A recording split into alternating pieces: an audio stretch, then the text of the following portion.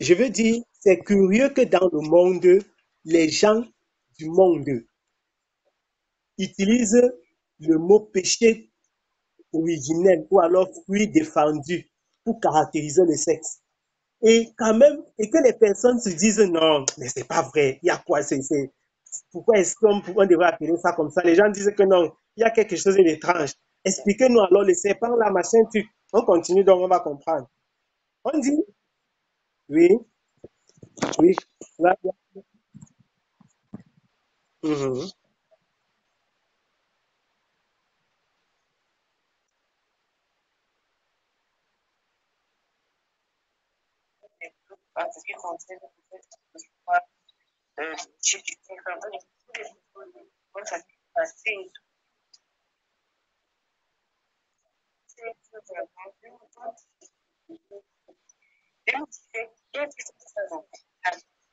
Mhm. J'aime les cas pratiques.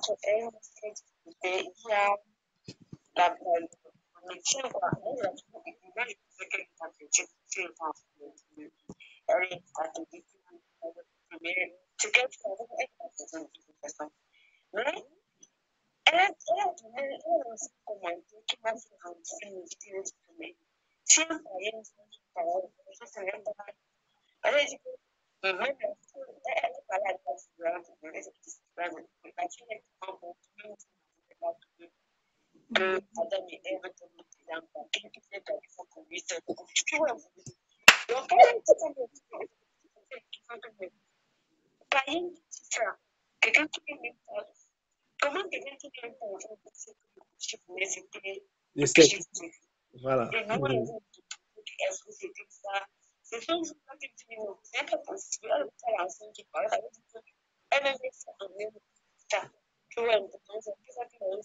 Mhm. Tu as dit que, mais, que c'est quoi cette histoire? Il y a, il y a quelque chose dans le péché du sexe. Je vous assure que, oui, oui, mais ben,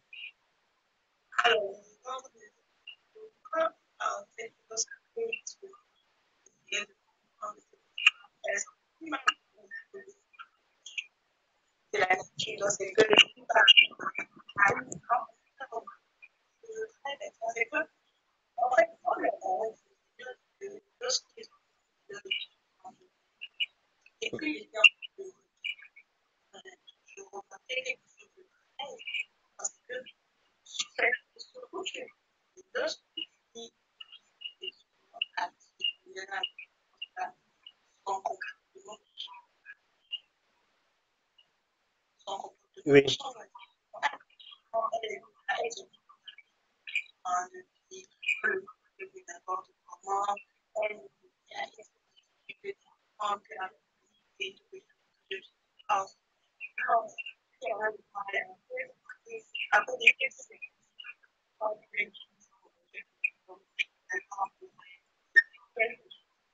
Il y a quelque chose qui s'est passé.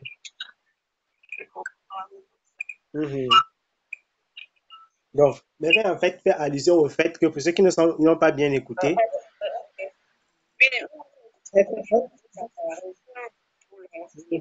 pourquoi j'étais en train de vouloir redire, elle fait allusion que quand une fille, les filles, si vous prenez les petites filles, quand une fille est encore à l'adolescence là, si vous voyez une petite fille qui n'est pas sexuellement active et une fille qui est sexuellement active, c'est facile de déterminer, de comprendre par le comportement.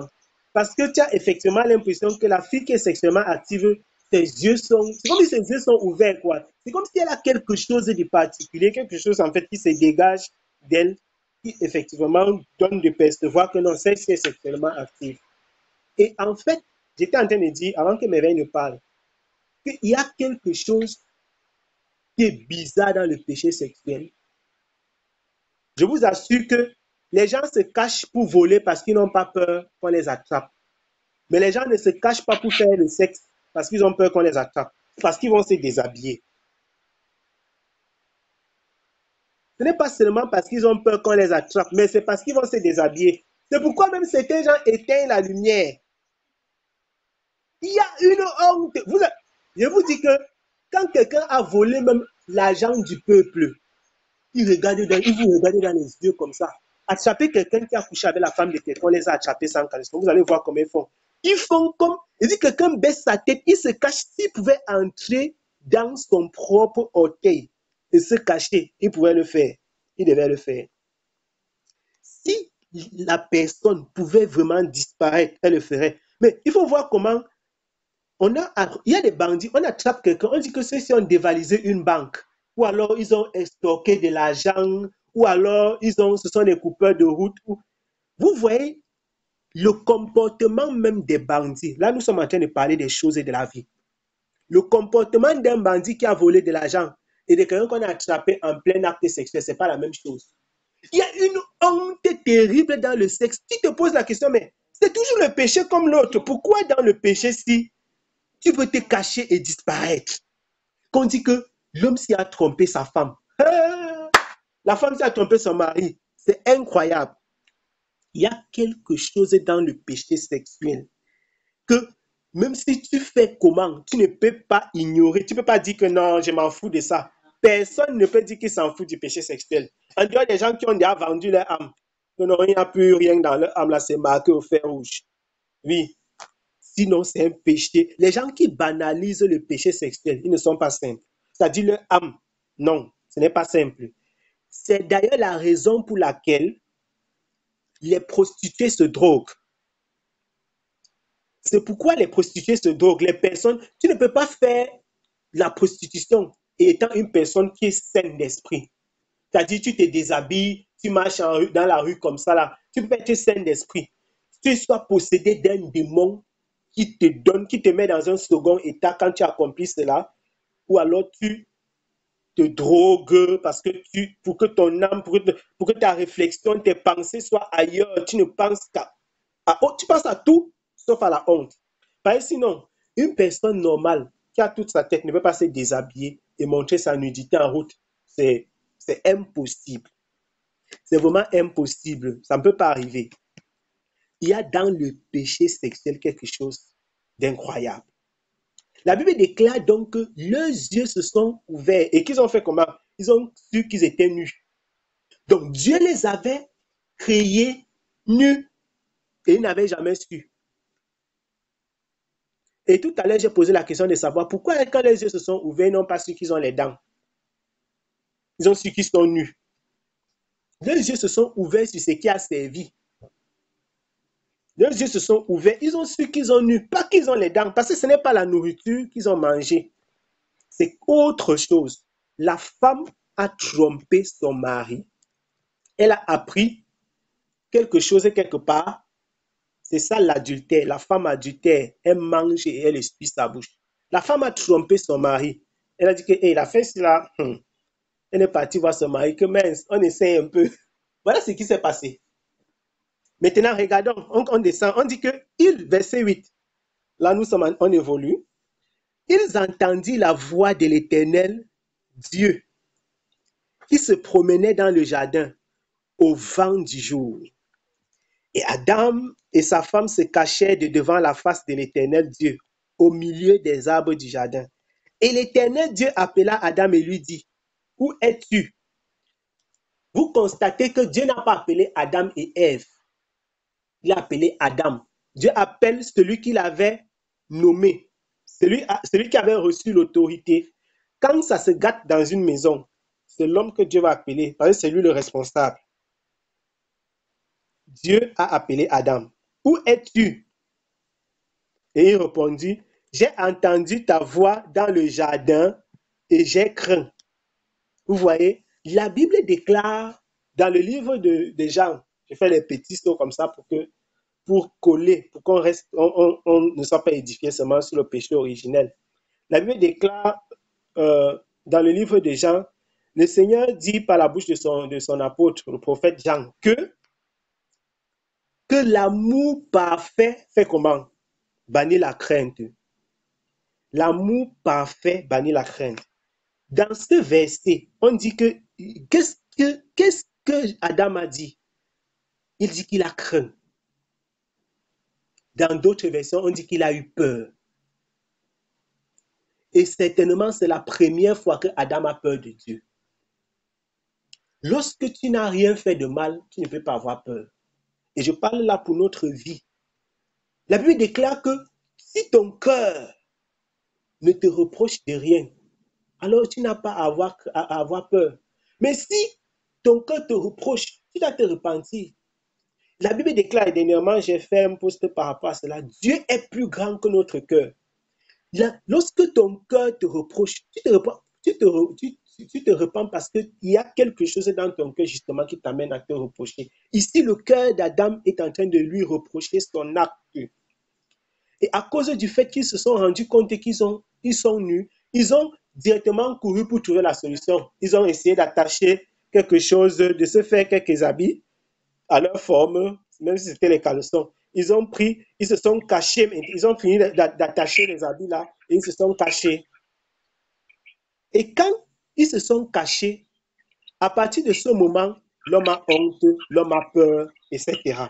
Maintenant, regardons la suite. Il dit que j'ai craint parce que je suis nu et je me suis caché. Oui, oui, oui. En fait, j'ai vu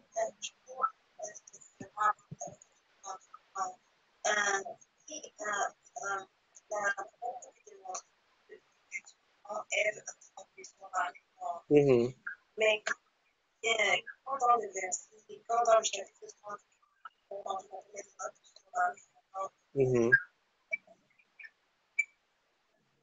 J'écoute pas.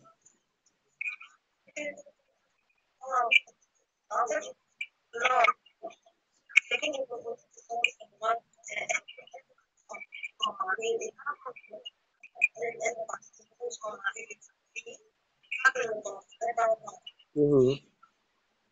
C'est ce que j'ai dit tout à l'heure, qu'elle a appris quelque chose. Satan lui a montré quelque chose qui est bon. Elle a goûté quelque chose et elle est venue donner pour son mari. C'est-à-dire une femme, deux personnes, je prends un exemple, deux fiancés. On prend un homme qui n'a jamais connu de femme, une femme qui n'a jamais connu d'homme. La femme, au lieu de connaître son mari, elle rencontre d'abord un autre homme. Donc, c'est cet homme-là maintenant qui lui montre ce que c'est que la relation sexuelle. Maintenant, elle montre à son mari que, hey, est-ce que tu sais qu'on peut utiliser le sexe ici pour faire quelque chose? En fait, et maintenant, le mari aussi consomme maintenant avec sa femme. Mais ce n'est pas lui qui était le premier, c'est la femme. Ce n'est pas lui. Voilà. C'est pourquoi on dit qu'elle a donné aussi à son mari. Et j'ai parlé de l'enseignement, pourquoi? Parce que dans le péché originel, il y a deux dimensions de manger. Il y a l'enseignement et le sexe. Il y a l'enseignement et le sexe. Ça veut dire quoi? La femme a péché en recevant à la fois l'enseignement de Satan et en couchant avec lui. L'homme a péché en recevant l'enseignement de la femme et en couchant avec elle. On continue. Dieu... Allô? Pardon? Gros, donc, Adam et Ève, quand le serpent n'a eu de relation. Il n'avait jamais eu de relation. C'est qu'on puisse avoir des... Avant que Adam et Ève n'aient une relation ici, ils n'avaient jamais couché ensemble. Et c'est parce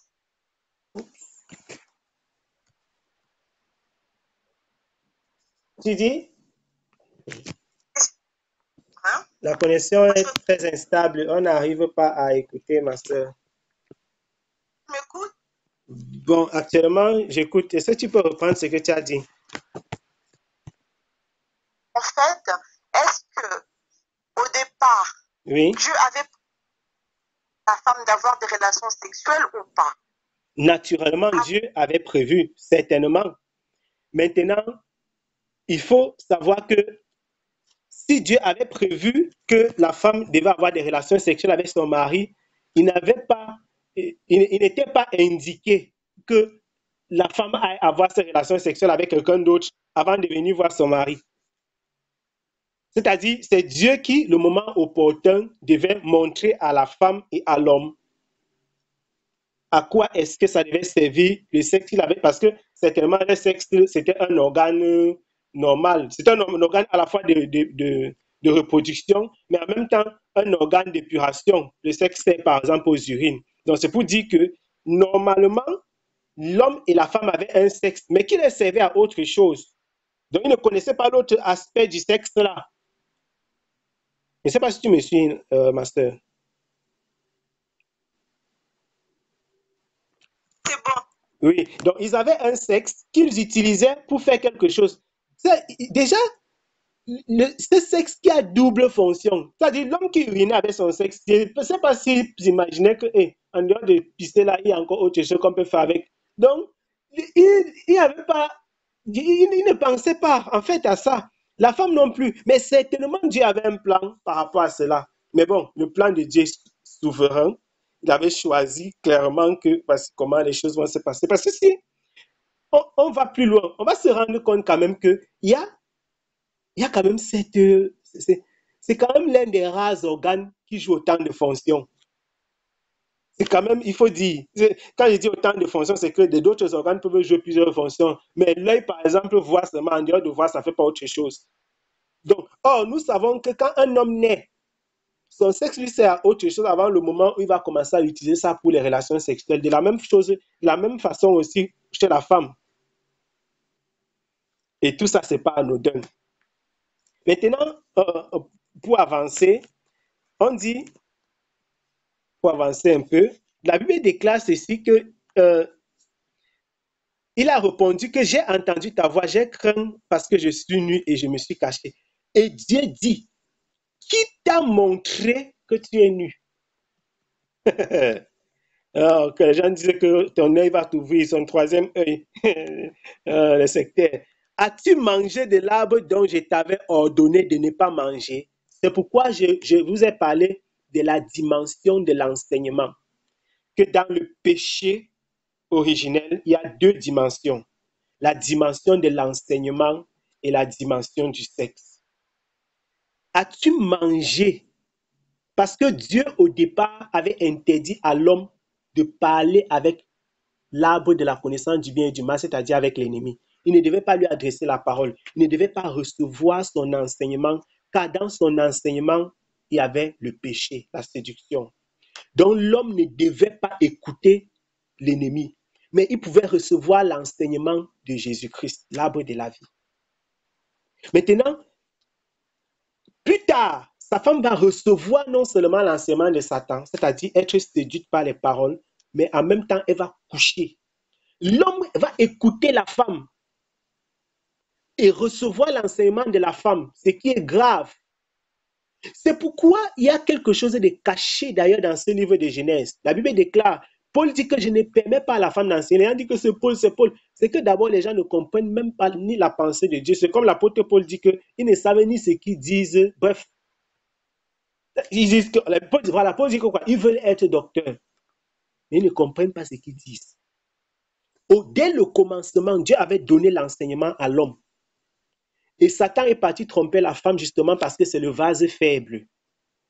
Parce que c'est elle qui était facile, qui pouvait être séduite aisément. Et Dieu va revenir vers celui à qui il avait donné l'enseignement. La Bible déclare donc dans ce livre de Timothée que ce n'est pas l'homme qui a été séduit, mais la femme qui séduite se s'est rendue coupable de transgression. C'est ce que la Bible déclare dans ce livre de Timothée. C'est la raison pour laquelle la femme ne peut pas prendre autorité sur l'homme par l'enseignement, parce que derrière l'enseignement, il y a une autorité. Dans l'enseignement, il y a la sémence. Ça dit, tu te lèves pour introduire quelque chose. C'est vraiment quelque chose de caché. Et dès lors que quand la femme est venue pour dire à Adam que, est-ce que tu sais que l'affaire est bonne? Adam devait dire que, je ne t'autorise pas de m'enseigner. Parce qu'en disant à son mari que telle chose est bien et telle chose n'est pas bien, elle est en train de s'élever, de prendre autorité pour lui enseigner quelque chose. Ce que Dieu n'avait pas permis. Et donc, elle a vu, c'est bon. Elle est venue, elle a dit à son mari, c'est bon. l'enseignement. Donc, elle lui a dit quelque chose qu'il ne connaissait pas et il a accepté. Voilà comment il tombait dans le péché avec elle. Maintenant, regardons, Dieu va lui demander qui t'a dit, qui t'a montré que tu es nu, plutôt. Est-ce que tu as mangé l'arbre dont je t'avais ordonné? Ils ont reçu l'enseignement de l'ennemi. Maintenant, regardez. Et Adam répondit, la femme que tu as mise, les accusations ont commencé. La nature de l'ennemi est déjà entrée dans l'homme. La Bible déclare que Satan, c'est l'accusateur. Vous voyez que dès lors qu'il a péché, il n'est plus responsable maintenant. Il commence déjà à chercher celui qu'on va accuser. L'homme commence à dire que c'est la femme. La femme que tu as mis à côté de moi là, c'est elle qui m'a poussé dans cette affaire. Bon, je suis en train de vouloir un peu courir parce que je ne veux pas qu'on garde pour une autre fois. Nous continuons. Il dit, la femme que tu as mise auprès de moi m'a donné du fruit de l'arbre et j'en ai mangé. Et l'Éternel dit à la femme, pourquoi as-tu fait cela? Et la femme répondit, le serpent m'a séduite et j'ai mangé. Donc chacun se tourne vers l'autre. On demande à l'homme, il dit que c'est la femme dit que c'est le serpent. Vraiment, c'est le serpent qui n'avait lui personne pour accuser. Alors l'Éternel Dieu dit au serpent, vous voyez que l'ordre des responsabilités, c'est homme, femme. Maintenant, l'ordre de punition, voici ça. On commence sur les serpents. L'ordre de punition. L'Éternel Dieu dit au serpent, puisque tu as fait cela, tu seras maudit de toutes les espèces de bêtes. Et entre tous les animaux des champs, tu marcheras sur ton ventre et tu mangeras la poussière tous les jours de ta vie. Vous voyez? Maintenant, la question c'est, avant que le serpent ne pêche, il marchait comment? Qui peut nous dire? Personne. Puisque le serpent que nous voyons maintenant, là, c'est comme on le voit là, on ne sait pas comment il était. Personne n'a la photo du serpent. Donc, la photo que les gens publient dans les journaux, dans les articles, dans les bibles imagées, on montre le serpent sur la branche comme ça, en train de parler à une femme, c'est faux. Puisque le serpent qui avait trompé la femme n'était pas enroulé sur une branche. La Bible déclare qu'il était rusé, il était fin. Qui sait quelle était sa forme? Personne. Donc, ce n'est pas un serpent qui était sous la forme là qui a couché avec une femme. C'est un serpent qui avait une autre forme. Et Dieu lui a dit que quoi? Que désormais, il va ramper. Il va se nourrir de la poussière. Nous voyons clairement que c'est une erreur donc de représenter le serpent comme un reptile qui est enroulé au sol comme ça, ou bien qui est enroulé sur une branche et qu'il est placé là, il y a une femme debout. Non. Parce que ces serpents-là n'avaient pas la forme là. Dieu lui a dit, maintenant, je mettrai inimitié entre toi et la femme. On continue avec la punition du serpent. Entre ta postérité et sa postérité. Donc Dieu a d'abord maudit les serpents sur sa forme, sur son alimentation. Maintenant, il y a des gens qui disent que Dieu a dit que les serpents vont manger la terre et est-ce que tous les serpents mangent alors la terre? Il faut savoir que les animaux et les humains ont été faits de la terre. Donc, le serpent, quand il se nourrit de cette chair-là, c'est de la terre en principe. Nous-mêmes, si nous sommes assis là, la chair, c'est la terre. Donc, quand Dieu dit que la terre, ce n'est pas pour dire qu'il va manger la terre, seulement la terre, non. Voilà. Maintenant, si nous continuons, il dit qu'il va mettre, on continue dans la punition du serpent, il va mettre l'inimitié entre la postérité de la femme et la postérité du serpent. Je pose une question. Un serpent, un être qui a couché avec une femme, ou alors qui a péché, prenons l'exemple, prenons la nourriture comme les gens disent, d'où viennent faire l'affaire des enfants même déjà? On parlait déjà de postérité, subito. C'est-à-dire, je te donne à manger et Dieu dit que je vais mettre l'inimitié entre ta postérité et la postérité de la femme. D'où vient-il que quelqu'un qui a mangé quelque chose avec sa bouche, on parlait déjà des affaires de postérité? Vous voyez que c'est louche. C'est-à-dire, j'amène notre jugeote là, notre intelligence à creuser.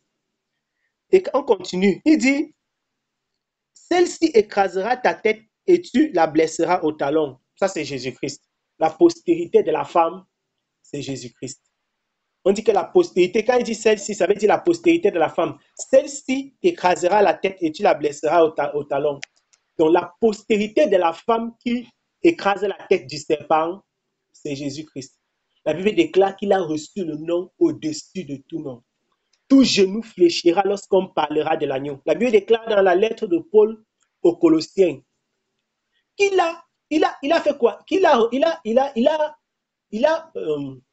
utilisé un verbe là particulièrement. L'apôtre Paul dit qu'il il y a un verbe que l'apôtre Paul utilise il a vaincu. Il a vaincu, il a exposé publiquement à la croix. Il a exposé publiquement à la croix l'ennemi. Maintenant, comment est-ce que l'ennemi a mordu le talon? Puisque Jésus-Christ est mort. Ce sont les fils de l'ennemi qui ont crucifié Satan, qui ont crucifié Jésus-Christ. Donc, en mourant à la croix, c'est en quelque sorte la morsure au talon. Sauf que Satan ne savait pas qu'il y avait le rebondissement dans le film. C'est qu'il allait ressusciter. C'est la partie du film que Dieu lui avait cachée. Quand Jésus est mort, je suis sûr que c'était le jubilé dans le monde des ténèbres. Ils ont dit que maman, on a gagné, vraiment l'affaire là c'est terminé. Quand Jésus est ressuscité, non. J'imagine le deuil de ça. Ça devait être la magie seulement. Puisque quand Jésus meurt, j'imagine, c'était incroyable.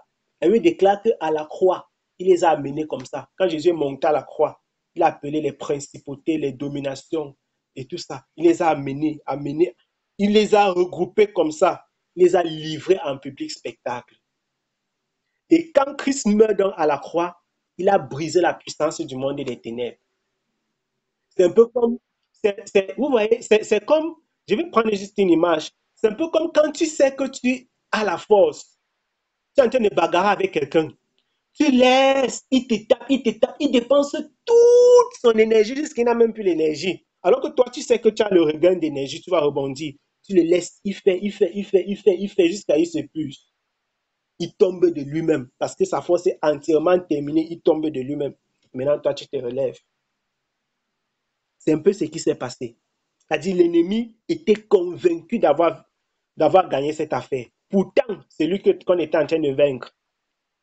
On continue. La Bible dit donc que la femme a une postérité, c'est Jésus-Christ. Et que le serpent a une postérité. Ceci nous amène à nous poser une question pour ne pas trop durer sur ces versets. Et je nous amène nous-mêmes aussi à méditer. Est-ce que vous vous êtes déjà posé la question de savoir pourquoi est-ce que Dieu, lors du rétablissement de toutes choses, il va utiliser une femme vierge? Pourquoi Dieu ne pouvait pas faire que Jésus-Christ naisse aussi dans une famille où une femme a déjà porté un enfant? La Bible déclare donc dans ce livre d'Ésaïe que la Vierge enfantera. Ça, c'est la prophétie que Dieu avait donnée à Ésaïe. La Vierge enfantera. Donc, au commencement, le péché est venu par une femme vierge que l'ennemi a infestée. Dans le rétablissement de toutes choses, Dieu accomplit toutes choses en faisant venir le Fils de l'homme par une femme vierge, que le Saint-Esprit descend sur elle. Ce n'est pas anodin. La femme d'Adam, Satan est venu et a récupéré. Adam s'est seulement rendu compte que sa femme était déjà déviergée. Dieu, quand il vient rétablir toutes choses, il parle à la femme.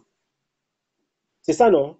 L'ange vient parler à la femme. Je veux votre attention là maintenant. L'ange est venu parler à la femme, mais il n'est pas parti parler à l'homme. L'ange n'a jamais demandé à Joseph que est-ce que tu es d'accord pour que ta femme que tu veux épouser la tombe enceinte? Exactement ce qui s'est passé dans le jardin d'Éden s'est répété dans le mariage de Joseph. Exactement. Parce que Dieu voulait rétablir quelque chose. Une femme qui était déjà promise à un homme. Une femme qui était déjà promise à un homme. Le malin qui est parti draguer la femme de quelqu'un. Exactement, Dieu envoie son ange pour parler avec Marie.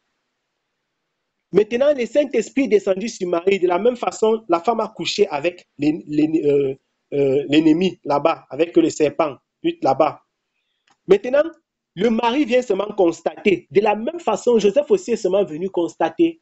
Sauf que quand Joseph constate, contrairement à Adam, qui a constaté et il est entré dans le jeu parce que ça lui plaisait, Joseph a dit que non, je ne suis pas moi dans cette affaire, pardon. C'est Dieu qui va maintenant aller, non pas pour dire à Joseph que ta femme va tomber enceinte, mais Dieu va partir lui parler pour lui dire que c'est moi qui suis à l'origine de cette affaire, donc calme-toi. Et nous voyons qu'une femme vierge, ça, le premier, ça s'assimile à l'adultère, le deuxième s'assimile à l'adultère, exactement pareillement. C'est exactement, donc c'est deux situations qui sont superposables, vraiment superposables, adultère, sur presque tous les points de vue. Et si on évolue, il dit à la femme, verset 11,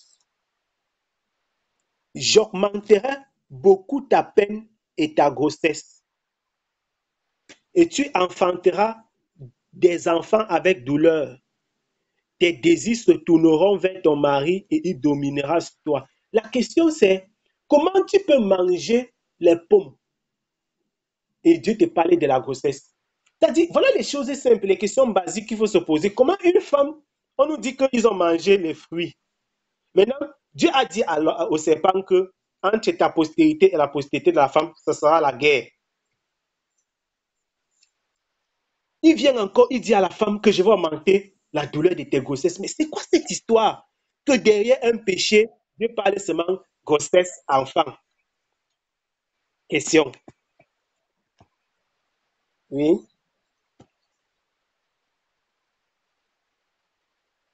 Mhm.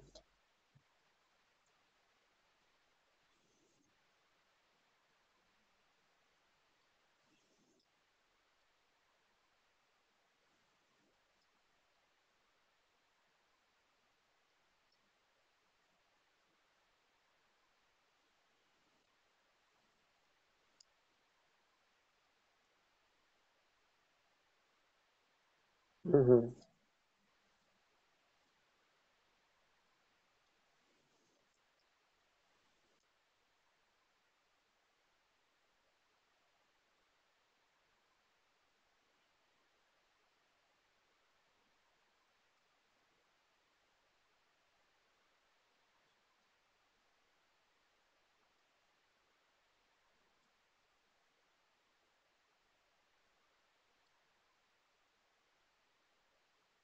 Je comprends un peu le sens.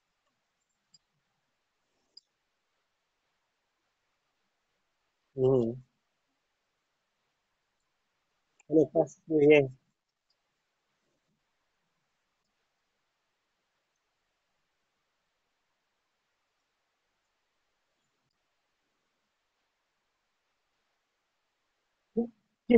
Oui, qui ne couchaient pas encore ensemble. Oui, oui.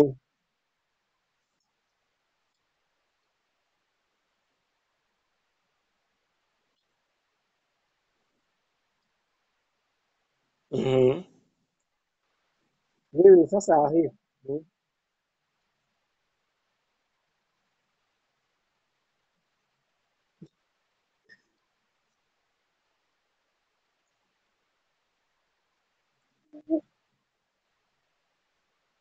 oui, oui, oui.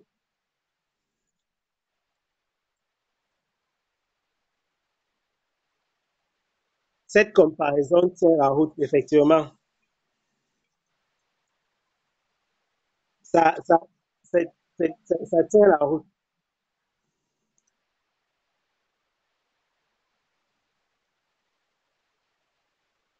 Oui, la comparaison, ça tient, ça tient. Je ne sais pas si vous avez compris un peu dans quel sens c'est dit. Voilà, c'est-à-dire quand une femme est promise à un homme, vous dites, donc, Jeanne est en train de de faire la comparaison entre le mariage de Joseph et Marie, Adam et Ève. De quelle façon? Lorsque Joseph, sa femme, le Saint-Esprit est descendu sur sa femme, cette femme-là lui était promise, mais ils ne vivaient pas encore ensemble, donc ils n'étaient pas encore mariés, c'est-à-dire ils ne pouvaient pas encore coucher ensemble. puisqu'ils devaient commencer à coucher ensemble le moment où la famille de Marie devait officiellement libérer Marie pour qu'elle vive avec Joseph. Je ne sais pas si tu comprends. Cette femme lui était promise. Lorsque l'ange vient parler à Joseph, il dit à Marie, à Joseph que n'aie pas peur de prendre Marie, ta femme.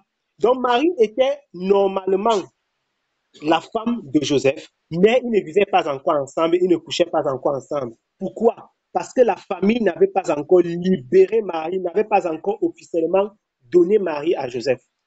Et Jean compare donc en disant que certainement ou alors probablement au jardin d'Éden, la femme était déjà promise, c'était la femme d'Adam, ça c'est clair. Parce qu'il faut savoir que dans la Bible, quand une femme est promise à un homme, la Bible dit que c'est sa femme. La Bible appelle fiançailles la fiancée de quelqu'un, sa femme. Parce qu'en principe, dans les Écritures, la différence entre les fiançailles, ce qu'on appelle vulgairement fiançailles et le mariage, c'est simplement la consommation. Point. Bon, on ne pas rentrer dans le mariage. Donc, dans le jardin d'Éden, elle faisait donc allusion à cette comparaison en disant que la femme Ève était donc promise, c'était la femme d'Adam, sauf que Dieu ne l'avait pas encore libérée, puisque la famille de la femme ici, en quelque sorte, c'est la femme. La Bible déclare que c'est Dieu qui a fait la femme et l'a présentée à l'homme. Donc, elle disait donc que certainement Dieu n'avait pas encore présenté, n'avait pas, je vais dire quoi, n'avait pas libéré, pas présenté. La femme avait déjà été présentée à l'homme, l'homme avait déjà choisi, l'avait accepté, mais Dieu ne l'avait pas encore libérée, Dieu n'avait pas encore dit, bon, tu peux partir avec elle, tu peux faire d'elle, voilà. Comme la famille dit souvent que comme tu parles, elle ne revient plus. Ah. Donc voilà un peu la comparaison qu'elle faisait. Et je disais que cette comparaison tient effectivement la route. Parce que même quand une famille a dit que nous sommes d'accord qu'on va te donner nos filles, ça ne veut pas dire qu'ils disaient qu'ils ont donné. C'est ce qu'on appelle, je vais parler vulgairement, les fiançailles. Mais tout le monde sait que c'est la femme de tel. C'est-à-dire, si on te voit encore avec un autre homme, on va dire que, hey, sache que tu es la femme de quelqu'un. C'est ce qu'on dit dans les familles. Pourtant, vous ne vivez pas encore ensemble. Tu es la femme de quelqu'un, donc on ne veut plus te voir marcher n'importe comment. Même quand dès qu'un garçon est déjà venu chez vous, on sait déjà que tu es la femme de quelqu'un. Et maintenant, le mariage prend effet dès l'instant où cette femme-là vit avec cet homme et le mariage est scellé par la relation intime. Enfin, quand j'ai dit scellé, ça veut dire que ça prend totalement, pleinement effet, quoi. Voilà, parce qu'avant ça, on parlait de femmes, mais il n'y a pas encore de consommation du mariage. Maintenant, on évolue. Il a dit à la femme qu'il va augmenter les grossesses de ses enfants, il va augmenter la douleur de ses grossesses. Et je disais que l'autre question, donc, c'est de savoir, la question à se poser, c'est de savoir pourquoi est-ce que Dieu parlait de grossesse s'il n'y a pas eu de sexe. Il dit à Adam, puisque tu as obéi à la voix de ta femme, vous voyez encore l'enseignement dont je parlais, j'ai dit qu'il y a deux dimensions, l'enseignement et le sexe. À la voix de ta femme, et que tu as mangé de l'arbre au sujet duquel je t'avais donné de cet ordre. Tu n'en mangeras point. Le sol sera maudit à cause de toi et tu mangeras les fruits avec peine tous les jours de ta vie. Et il te produira des épines et des chardons et tu mangeras l'herbe des champs. Maintenant, il y a quelque chose clairement qui se passe. Nous avons vu que Dieu interroge en fonction de l'ordre d'autorité l'homme, ensuite la femme et puis les serpents pour finir. Il a puni dans l'ordre de la responsabilité dans la faute le serpent, la femme et ensuite l'homme. Chez les serpents, il a parlé des deux postérités. Chez la femme, il a parlé de la grossesse. Ça nous amène à poser donc la question de savoir est-ce que cette femme n'était pas déjà enceinte? Est-ce que cette femme n'était pas déjà enceinte pour que Dieu parle de la grossesse? Est-ce qu'elle ne portait pas encore l'enfant du serpent? Si nous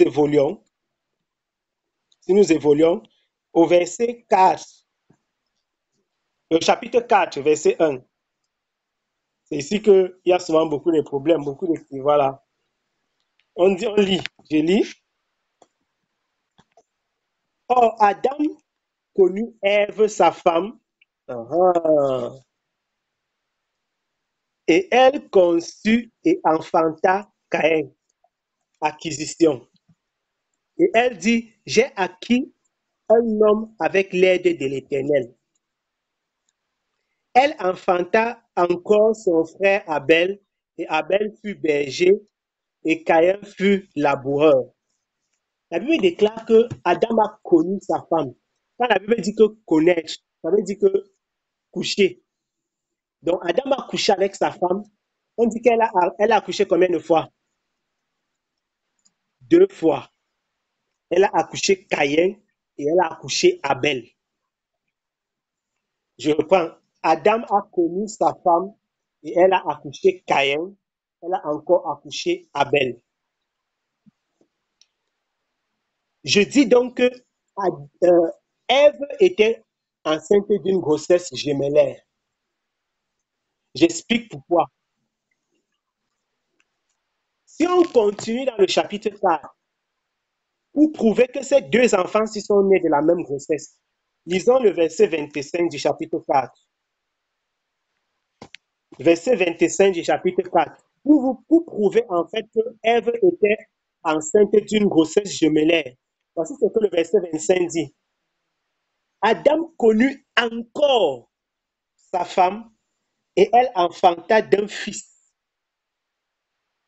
et l'appela Seth, remplaçant, car Dieu, dit-elle, m'a donné un autre fils au lieu d'Abel que Caïn a tué. Quand on dit qu'il connut et il connut encore, ça veut dire qu'il a connu sa femme 2 fois. Parce que s'il avait connu sa femme plusieurs fois, on allait dire qu'il a connu sa femme, elle a accouché Caïn, il a encore connu, elle a accouché Abel, il a encore connu, elle a accouché Seth. Mais on dit qu'il a connu sa femme, elle a accouché Caïn, elle a encore accouché Abel. Ceci nous amène à poser un casse-tête scientifique. Est-ce qu'une femme peut accoucher dans une même grossesse? Elle peut accoucher d'une même grossesse 2 enfants de 2 pères différents. C'est possible. C'est possible. Oui, c'est possible. Il y a donc ici quelque chose qui est rare, qui est extrêmement. Il faut, s'il vous plaît, fermer le micro, pardon. Il y a un retour là qui est très désagréable. Donc, il y a ici une question qui est très rare en science. Ok, actuellement c'est bon. Ça fait que si quelqu'un veut parler naturellement, il peut ouvrir le micro. C'est rare de trouver une femme qui a accouché de 2 enfants. Très rare, de 2 pères différents. Mais il y en a dans le monde. Il y a des... Oui, ma soeur, nous t'écoutons. Je regarde ici aux États-Unis, en fait, sur les mères porteuses. Oui. À une d'un coup. Aïe, aïe, aïe. Entre-temps, sexuelle avec son mari à la même période, en fait, elle est tombée enceinte aussi de son mari. Donc, elle portait les enfants d'un couple, quoi. Elle portait l'enfant d'un couple. Elle portait l'enfant d'un couple. Oui. Et puis, on a inséminé la première, en fait, la première séance. Elle a eu des rapports sexuels avec son mari. Elle est tombée enceinte par la même période. Voilà. Couchant, les enfants, c'est des jumeaux. Oui, oui. Oui, oui. Après, histoire parce que la famille qui avait donné la sémence a pris les 2 enfants. Voilà. Mais ils se sont rendus compte que l'autre, ce n'était pas leur enfant. Et ils ont fait les tests ADN. Et après, ils ont su que le deuxième bébé n'était pas leur enfant biologique, c'était l'enfant porteur de grossesse. Effectivement. Répondre à la question que c'est possible, oui, d'être oui. enceinte de 2 oui, oui. Ça se fait. Ça se fait. Donc, une femme peut effectivement le faire, comme dans le cas que la sœur Nanette a cité. Une femme, une mère porteuse qui portait l'enfant d'un couple et en même temps elle est tombée enceinte de son époux. Ça arrive. J'ai vu aussi, je ne sais plus si c'était à la télé ou bien à la presse, une fois, non, je crois que ça devait être sur Facebook, une femme qui, heureusement ou malheureusement en tout cas, c'est arrivé que une femme blanche conçoive d'un homme noir alors que son mari elle-même était un blanc. Et elle a donc conçu de son mari et de l'autre mari qui est un noir. Donc elle a accouché un bébé de race blanche et un bébé de race métisse. Ce qui était impossible, c'est-à-dire tu ne peux pas dire que tu as accouché de deux enfants de races différentes. Elle était obligée de dire à son mari d'où vient l'autre enfant. Donc c'est pour dire que voilà des choses, par exemple, qui arrivent et qui nous prouvent que sur le plan scientifique, donc c'est faisable. Une femme peut effectivement concevoir deux enfants de deux relations sexuelles différentes dans la même grossesse. Elle peut porter plutôt deux enfants de deux relations sexuelles différentes dans la même grossesse. Ça peut arriver. En fait, par rapport, comme je travaille dans la santé, en fait, par rapport à femme, on peut avoir dans le même mois deux ovules. Effectivement. Ça aussi, oui, ça arrive. Parce que pour qu'il y ait une double fécondation, effectivement, il faut qu'il y ait deux ovules qui soient libérés. Et que ces deux ovules puissent aller jusqu'à la fécondation et jusqu'à la nidation. Voilà. Ouais, c'est ça. Et beaucoup de personnes en réalité qui disent que non, c'est pas possible que les deux soient nés d'une grossesse jumellaire, justement, ils soulèvent l'argument de ce que voilà, la femme n'aurait, elle ne pouvait pas concevoir du serpent en même temps et de son mari. Et ici, je glisse pour dire quelque chose avant qu'on ne parte. Est-ce que vous savez que le serpent a 46 chromosomes?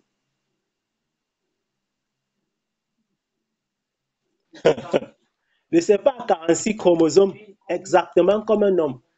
C'est-à-dire, voilà les questions qui m'ont dépassé. Quand j'ai su que le serpent avait 46 chromosomes, voilà l'une des choses qui m'a...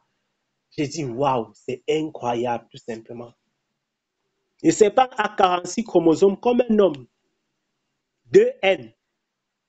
Voilà. En fait, c'est pour pas. Nous sommes en train là d'évoquer un peu les aspects scientifiques. Parce que quelqu'un dira, non, mais vous vous imaginez que le gorille et les singes, etc.,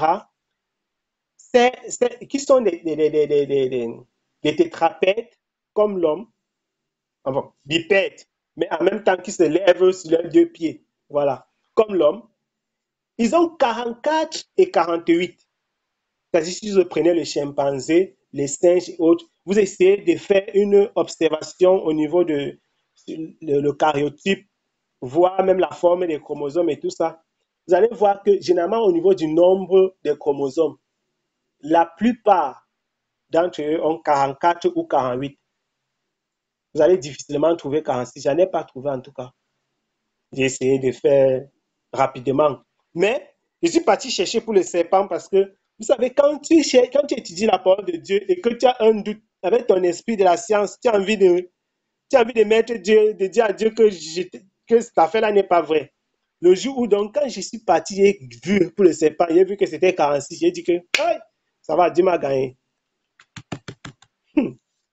C'est le jour où j'avais vu que le serpent a 46 chromosomes que je crois que j'ai rendu l'éponge. Comme on dit souvent, il dit que non, ça va. Maintenant, Dieu est vainqueur dans son affaire. Le serpent a effectivement 46 chromosomes. Ça montre que si ce serpent a donc 46 chromosomes, ça m'a davantage amené à me poser la question de savoir c'était quoi la forme du serpent? Quelle était sa forme? Point d'interrogation. Personne ne saura jamais le dire. Si nous continuons dans ce chapitre 4 dont je disais, on va constater effectivement que Adam a encore connu sa femme. Ça veut dire que dans une première grossesse, il avait seulement connu sa femme une fois. Donc, le serpent a fécondé pour donner Caïn. Abel est venu, Adam est venu, il a fécondé pour donner Abel. Elle a accouché les 2 enfants. Elle a encore connu son mari maintenant et elle a eu 7 pour remplacer. Pour prouver d'ailleurs que la femme, Caïn, n'était pas l'enfant, la Bible le dit dans le livre de 1 Jean. Nous lisons dans 1 Jean, 1 Jean chapitre, je ne sais pas si vous y êtes, 1 Jean chapitre 3, si j'ai bonne mémoire.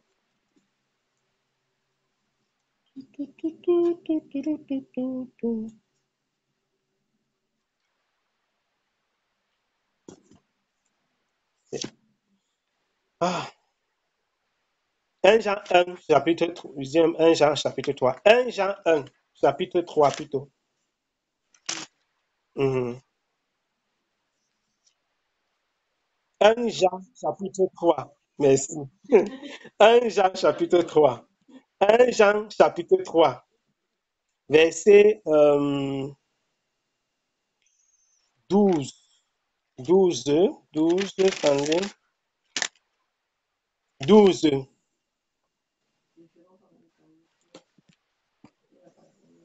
Je lis.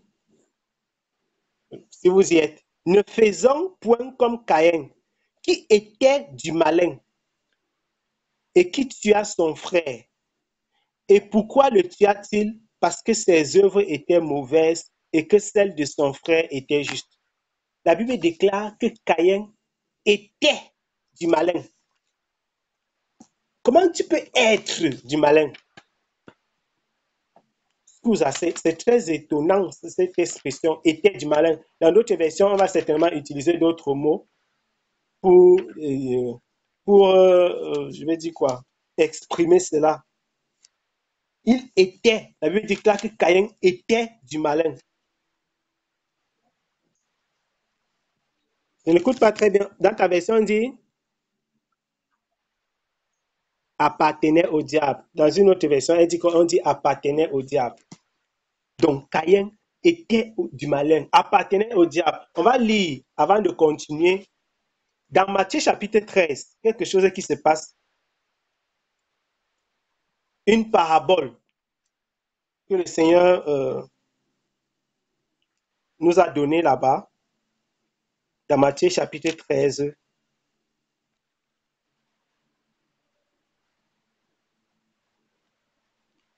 Matthieu au chapitre 13. Nous sommes dans les versets, on va lire à partir des versets 24. Matthieu 13, j'ai dit à partir du verset 24.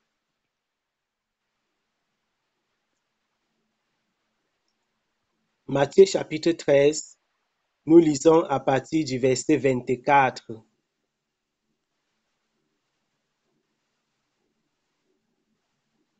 À partir du verset 24. Il est écrit ceci.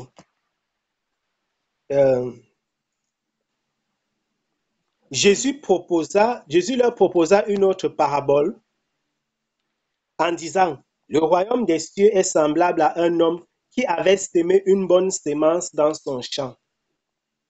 Mais pendant que les hommes dormaient, son ennemi vint qui sema des livrets parmi le blé et s'en alla. On dit qu'un homme avait sémé la sémence, la bonne sémence dans son champ.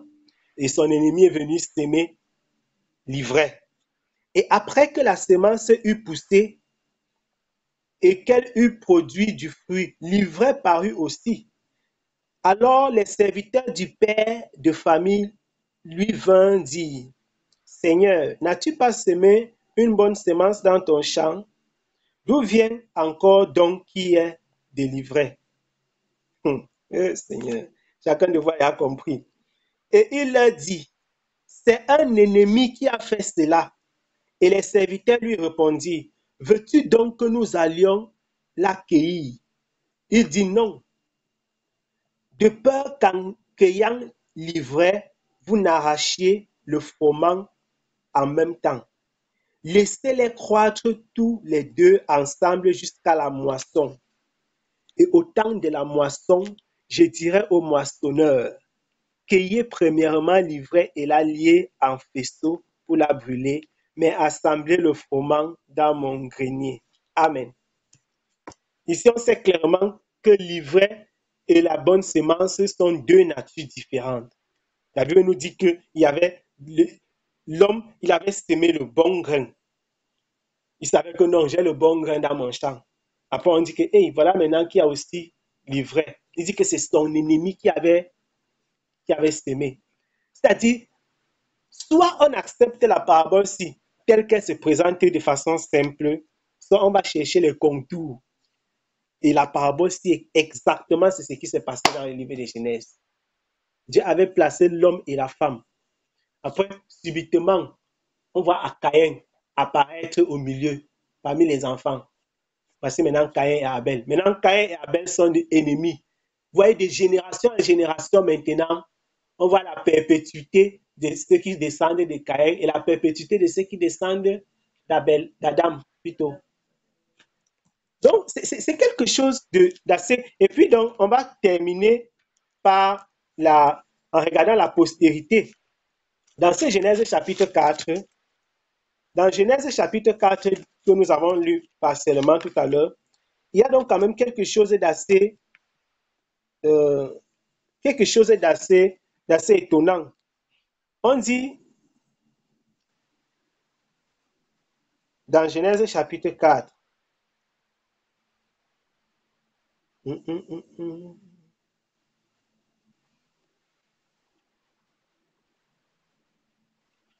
voilà, on dit que je vais lire, je suis en train de chercher, je ne vais pas qu'on lise tout.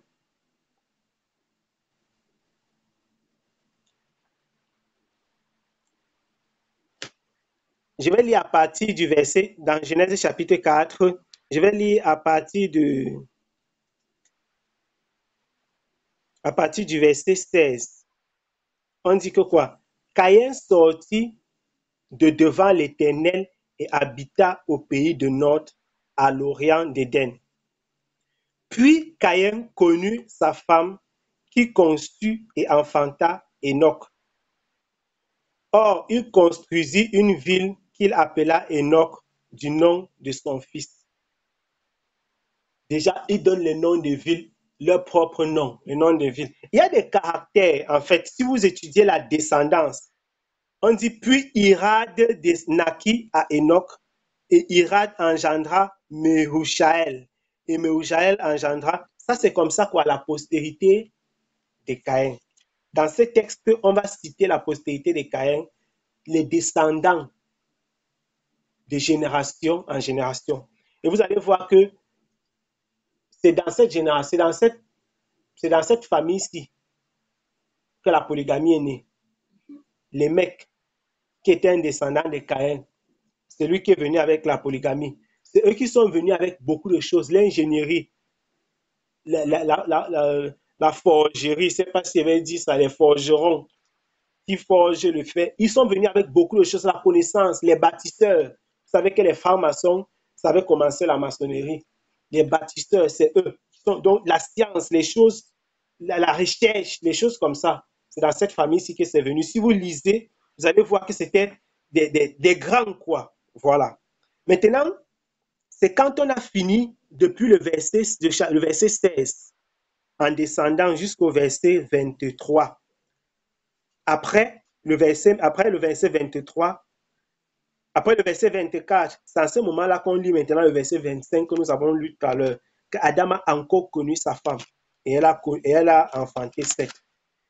Et si nous lisons dans le chapitre 5, la Bible déclare dans le chapitre 5, voici le livre de la postérité d'Adam. Donc, on a vu comment on a cité les descendants de Caïn. Comment un homme peut accoucher son enfant et on cite les descendants de son enfant? On n'a jamais vu un autre exemple dans la Bible. C'est-à-dire, on ne peut pas dire qu'on cite les descendants de David sans compter que David lui-même descend de quelqu'un, comme si David est sorti de l'arbre. C'est quand même étonnant qu'on prenne Caïn comme ça directement depuis. En plus, là, ils sont dans la Genèse. C'est quand même étonnant qu'on parle de la descendance de Caïn, comme si Caïn n'avait pas de père. Et ici, effectivement, on parle de la descendance de Caïn, comme si c'était lui le fondateur d'une génération. Maintenant, on dit que voici le livre, Genèse chapitre 5, verset 1. Voici le livre de la postérité d'Adam. Au jour où Dieu créa l'homme, il le fit à la ressemblance de Dieu. Il les créa mâle et femelle. Et il les bénit et leur donna le nom d'homme au jour qu'ils furent créés. Or, Adam vécut 130 ans et engendra un fils à sa ressemblance, selon son image. Il lui donna le nom de Seth. Vous voyez qu'ici, on ne cite pas Caïn et Abel.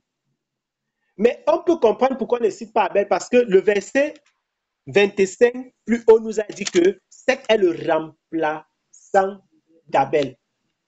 Normalement, dans la Bible, on ne peut pas citer les descendants de quelqu'un sans parler du premier-né. Nulle part, on ne doit pas expliquer ça.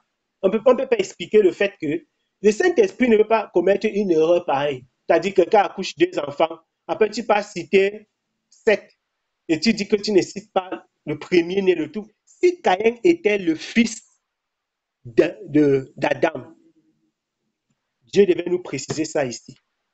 Ça veut dire que dans la Bible, soit on invente que Caïn est le fils d'Adam, soit on reconnaît que la Bible ne dit pas. Puisque voici le livre de la postérité d'Adam ici, on n'a pas cité Caïn dedans.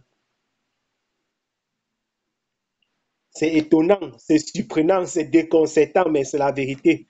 Puisqu'on ne peut pas faire autrement. Apôtre Paul dit que quoi? Que nous n'avons pas de pouvoir contre la vérité. Nous n'en avons que pour la vérité. Et ici, quand vous allez lire, vous verrez on va lire jusqu'au fond. En fait, on ne va pas lire toute la postérité, mais vous verrez que jusqu'au fond, on cite la descendance d'Adam qui plus tard va suivre par Seth. Apparemment, quelqu'un voulait parler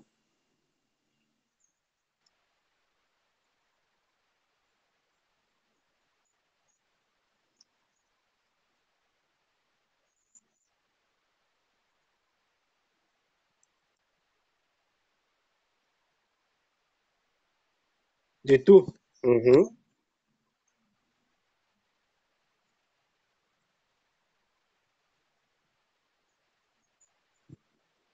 Bien évidemment.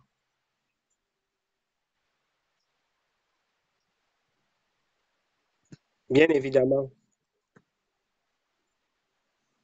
Bon, je ne sais pas si vous avez suivi. En fait, Merveille rentre dans le verset, dans le chapitre 2,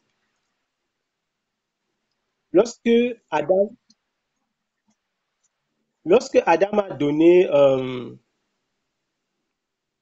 lorsque Adam a pris sa femme, si on peut dire ça ainsi, la Bible déclare effectivement que elle est la mère, j'ai fait allusion, la mère de l'humanité, la mère de ceux qui vivent, la mère des vivants. En fait, c'est même la signification de son nom. Mais la Bible ne dit pas justement que Adam est aussi le père des vivants. C'est-à-dire, Adam n'est pas le père de tous ceux qui vivent, mais tous ceux qui vivent descendent d'Ève, puisque c'est elle qui a porté les deux postérités, les deux enfants dans son ventre. Mais Adam n'était pas le père de tous les enfants là. Donc, elle dit donc qu'il y a cette précision-là quand même qui est interpellative, dans le sens où on peut pas seulement, Dieu ne veut pas seulement faire la précision que Ève est la mère de tous, sans dire que Adam est le père de tous. Ça veut dire qu'il y a quelque chose de bizarre, quoi. Voilà. Et, mhm.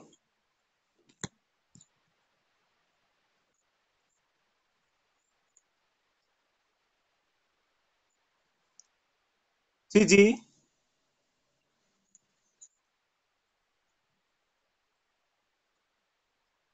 bella domanda. Bella domanda. Elle demande si euh, la postérité, la postérité de Caïn, c'était toujours avec Ève. En fait, ce que nous devons savoir, c'est que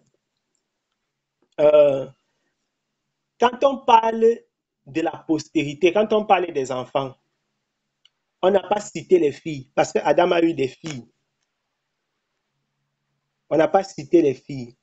Et ça, c'est pas le cas, c'est pas un cas isolé dans la Bible où on parle de la postérité de quelqu'un. Quand vous allez lire même, quand on va vous citer les enfants de Jacob, on va rarement vous faire, on va vous dire après que Edina, leur sœur, ou bien, donc c'était une société, si je veux dire, là nous parlons de la tradition humaine, hein, mais la Bible se focalise davantage sur les garçons, sur les hommes.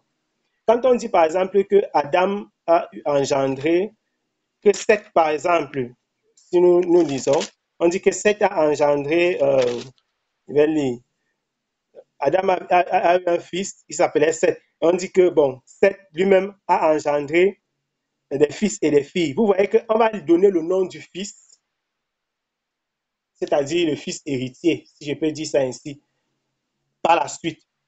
Mais on ne va pas citer tous les noms de la génération. Si je lis, on dit, Adam vécut 930 ans, 500 ans et engendra Enoch. Et Seth vécut, après qu'il lui a engendré Enoch, 800 ans, il engendra les fils et les filles. On dit que tout le temps que Seth vécut, après on dit que Enoch vécut 80 quoi? 90 ans, engendra Kenan. Quand on va dire après qu'il a eu des fils et des filles, vous voyez qu'on cite seulement le fils qu'on considère comme l'héritier. Je ne sais pas si vous comprenez un peu. On cite celui qui est le fils héritier. On parle des fils et des filles, on englobe le reste dans fils et filles. Adam aussi n'a pas eu seulement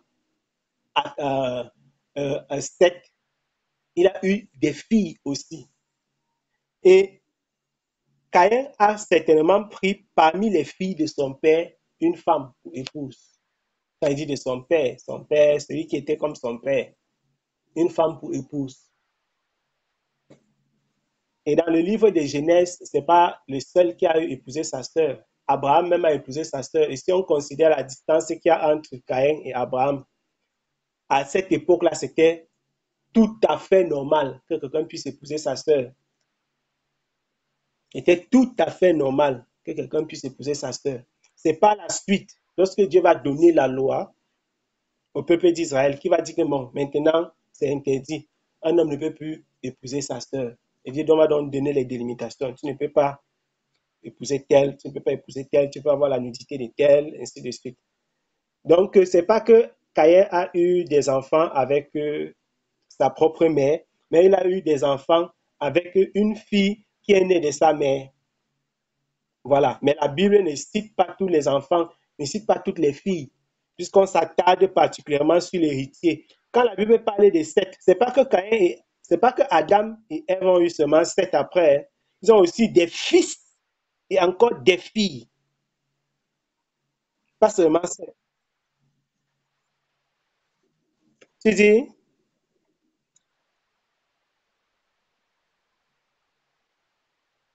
Oui, oui, le verset 4 du chapitre 5. Oui, oui. C'est pourquoi j'ai dit que si nous lisons et qu'on arrive même aux descendants d'Adam, on va constater que même eux aussi, on a cité simplement l'héritier et ensuite on englobe le reste dans les fils et les filles. Donc, si tu le chapitre 5, verset 4, on dit justement que Adam a eu des fils et des filles. Donc, dans les fils et les filles, là, il y avait les frères de Seth, il y avait aussi ses sœurs. Et parmi les sœurs, là, Caïn a certainement eu sa femme parmi. Et ces fils-là se sont aussi mariés avec leurs sœurs. Ainsi de suite, pour la perpétuité des générations, pour la multiplication, voilà. Puis à un moment, Dieu a rétabli l'ordre, si on peut dire que c'était le désordre. Voilà, c'est un peu ça. Donc, pour résumer, puisque nous avons pratiquement terminé, le péché originel, comme les gens l'appellent, comme les gens disent, c'est caché dans l'écriture, mais pas aussi caché même que ça. Il suffit simplement d'être un peu calme, de lire sa Bible simplement sans se poser les questions tordues et sans vouloir expliquer toi-même ce que tu ne peux pas expliquer. Si tu lis de façon simple, quand la Bible déclare Caïn était du malin, si tu lis de façon simple, quand la Bible dit, quand Dieu dit à la femme que tu auras des grossesses douloureuses ou alors plus douloureuses, parce qu'en fait, naturellement, il devait avoir une grossesse douloureuse, mais Dieu a dit qu'il va augmenter les douleurs. Il y a les questions qui coulent d'elles-mêmes dans le livre de Genèse, verset après verset. Pourquoi? Pourquoi? Pourquoi? Si l'arbre de la connaissance du bien et du mal est un arbre physique, ça veut dire que l'arbre de la vie aussi est un arbre physique. C'est une aberration. Pourquoi on peut donc dire que l'arbre de la connaissance du bien et du mal est un arbre physique? Puisque nous savons que l'arbre de la vie n'est pas un arbre physique. Sinon, il devrait avoir sur la terre un arbre quelque part que tu peux accueillir, ça tu manges pour avoir la vie. C'est faux. Autant de questions qui sont simples et auxquelles il faut simplement euh, donner une réponse. Et ça va nous amener à pousser la réflexion et la méditation un peu plus loin. C'est l'homme, c'est nous-mêmes qui nous mettons des barrières, qui disons que non, c'est pas possible. Et pourquoi est-ce que les personnes ont dans l'esprit cette impossibilité-là? C'est que les gens voient toujours les serpents couchés au sol. Et beaucoup de personnes se disent, mais ce serpent s'est couché au sol, comment il a pu coucher avec une femme? Ce verset passe entre les mailles. Pourquoi est-ce que les gens ne se posent pas la question, mais comment était le serpent? Parce que moi-même qui parle ici, je ne peux pas vous dire comment était le serpent. Or, la Bible, nous avons lu tout à l'heure, clairement, la Bible le déclare, que le serpent, Dieu l'a maudit pour qu'il devienne ce qu'il est, ce que nous connaissons. Donc, autant de choses. La question sur l'enseignement, la question sur, je parle de l'enseignement, sur la nourriture qui caractérise l'enseignement ou alors qui caractérise la relation sexuelle. On a vu dans le livre des Proverbes, chapitre 30, verset 1. Ainsi de suite, l'arbre qui porte le fruit. Toutes les paraboles, tous les proverbes, que ce soit les paraboles qui nous ont été données par euh, le Seigneur Jésus-Christ, les proverbes de Salomon, les psaumes. Vous voyez que toute la Bible forme un. Et un texte que vous prenez, vous lisez quelque part, peut être très important pour comprendre quelque chose qui se trouve ailleurs. Par exemple, le proverbe chapitre 30, verset 20 là. Quelqu'un pourrait lire ça et se dire que mais c'est quoi cette histoire? Sans forcément coller avec ce qui s'est passé dans le livre de Genèse. Et il y a beaucoup d'exemples comme ça dans les Écritures. Vous allez lire quelque part, mais on parlait d'un truc. Si quelqu'un lit dans les Psaumes, par exemple, mon Père, pourquoi m'as-tu abandonné? Tant que Jésus n'arrive pas à la croix pour prononcer ces paroles, c'est comme si ce sont les paroles creuses que David est en train de...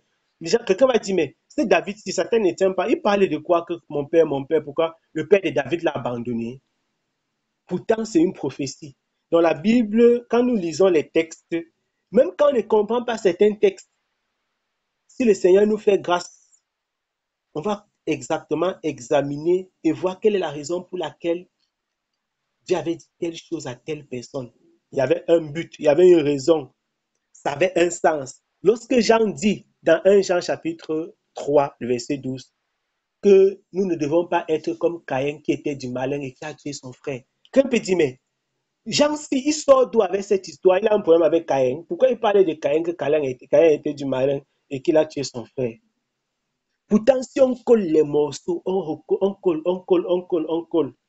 ça forme un puzzle complet.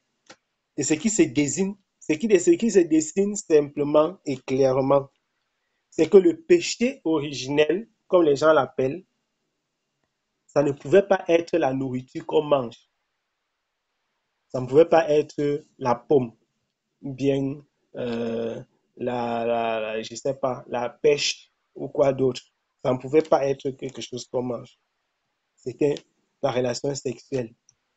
Et pour pousser le bouchon encore plus loin, nous avons fait la comparaison avec le couple de Joseph et Marie. Et je crois que là, si quelqu'un n'avait pas compris dans Genèse, il doit avoir compris dans Joseph et Marie. clairement. Et j'ai dit même sur le plan scientifique, il y a quand même une curiosité qui m'a laissé la bouche carrément ouverte. Le serpent a 46 chromosomes.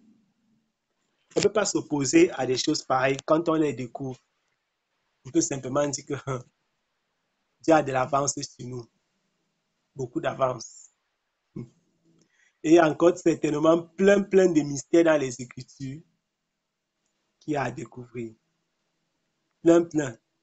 Et à cause du défaut de compréhension dans les textes et dans certains textes, ça pousse les personnes aussi à commettre d'autres erreurs dans d'autres textes. Parce qu'une erreur peut engendrer une autre, ainsi de suite, etc. Donc, je crois que nous avons plus ou moins couvert un ensemble de textes qui permettent d'élucider la question. Et rendons grâce au Seigneur